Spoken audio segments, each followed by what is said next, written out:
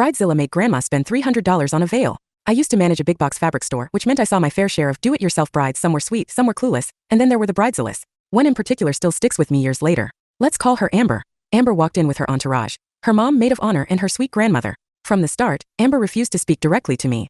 Instead, she'd mutter comments to her entourage, loud enough for me to hear, but would still insist they translate for her. Tell her I need lace. Tell her this is too pink. Tell her it looks cheap.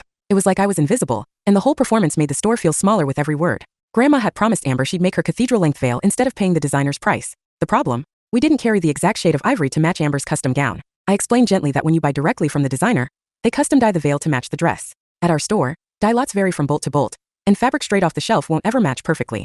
Amber was not having it. She stomped and huffed, announcing that the wedding was in 1 week and she needed the veil that very night. Her mom chimed in that they had driven an hour specifically because our website listed ivory tool in stock. I explained politely that dye lots differ, and the website even has a disclaimer about this. I even told them that if they called, I could have set fabric aside for them. That didn't matter. Amber began melting down in the middle of the store, her voice rising until every customer turned to stare.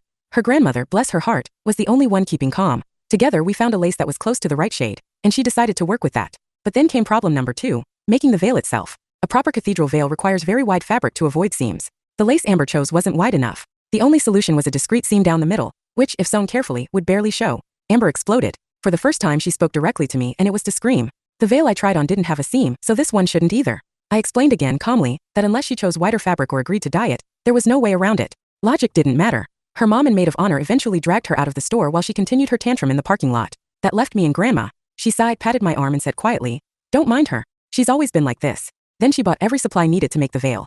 Fabric, lace, thread, combs. Even with coupons I dug up for her, it came to nearly $300. I told her over and over she could buy a ready-made cathedral veil online for less than half that, but she refused. She wanted to keep her promise to her granddaughter, even if it cost her time, money, and stress. I still remember her face at checkout, kind, patient, resigned. She was one of the nicest people I'd ever met. I felt awful watching her swipe her card, knowing she was bending over backwards for someone who couldn't spare a single kind word. Follow for more.